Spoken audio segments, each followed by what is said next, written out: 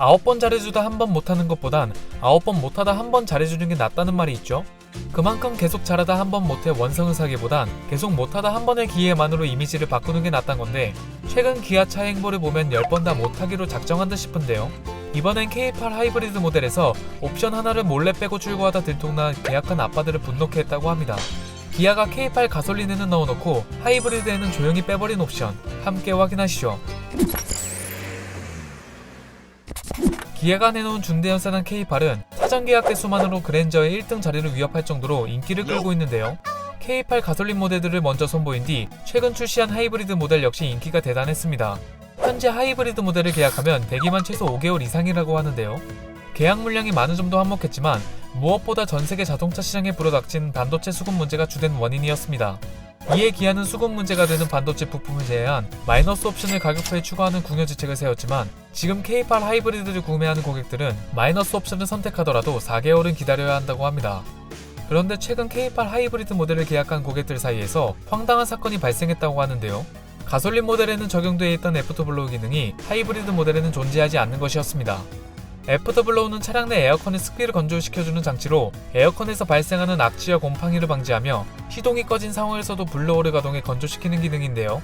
사실관계 확인을 위해 기아차 관계자에 직접 물어본 결과 이 기능은 K8 가솔린 모델에만 적용되는 것으로 확인되었습니다. 이에 하이브리드 모델에만 애프터블로우 기능이 빠진 이유를 설명한 기아 관계자는, 애프터블로우 기능은 차량 시동이 꺼진 뒤 배터리 전력을 활용하는 기능이기 때문에 하이브리드 특성상 제외된 것이다 라고 답변했는데요. 결국 배터리 성능과 내구성을 위한 어쩔 수 없는 선택이었다는 것이 관계자의 설명이었습니다. 하지만 이를 본 네티즌들의 생각은 달랐는데요. 이걸 연비 떨어진다며 장착 안 해주는 게 원가 절감 아니면 뭐냐. 저 말한 현기차 관계자 당장 잘라라. 시동 꺼진 상태로 배터리만으로 차 끌고 다니는 게 하이브리드인데, 시동 꺼진 상태로 송풍 몇 번 돌린다고 배터리 수명, 성능에 영향 있다면 불량품이란 소리 아니냐. LPI 모델에도 빼놓고 뭔 배터리 수명 타령질 하고 있냐. 2011년식 알페온에도 있는 기능을 안 넣어준다고? 안 보이는 곳에 들어가니까 몰래 빼놓은 거네라며 얼토당토하는 관계자의 말에 맹비난을 한 겁니다. 한편으론 이 기능이 별로 중요하지 않는 기능이라고 생각하시는 분들도 계시겠지만, 무엇보다 애프터블로우 기능 미적용이 논란이 되는 이유는 K8 하이브리드 카탈로그나 가격표, 그 어디에서도 이 같은 내용을 알 수 없었기 때문입니다. 별다른 언급 없이 기능을 빼버렸기 때문에 소비자로서는 혼란을 겪을 수밖에 없었죠. 심지어 일부 기아차 대리점 딜러들조차 이 사실을 모르는 경우가 있었다고 하는데요. 최근 K8 하이브리드 모델을 계약한 차주는 계약할 때 이런 내용을 전혀 듣지 못했다. 추후 동호회를 통해서 알게 되었는데 그저 황당하다라는 반응을 보였고, 다른 차주 역시 기능이 추가된 것도 아니고 빠지는 건데 왜 말을 안 해주는 것인지 이해를 못하겠다라며 기아차의 행동에 부정적인 반응을 보였습니다. 기아는 K8을 출시할 당시 보도자료를 통해서 애프터블로우 기능을 홍보하기까지 했었는데요.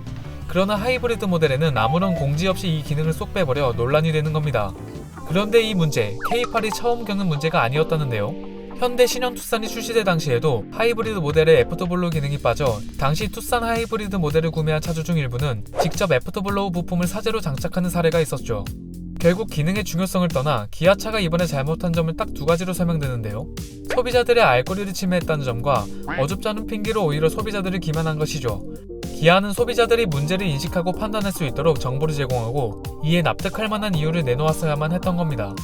소비자에게 사전 고지 없이 애프터블로우 기능을 뺀 기아의 행동, 여러분들은 어떻게 생각하시나요? 오토포스트 이슈플러스였습니다.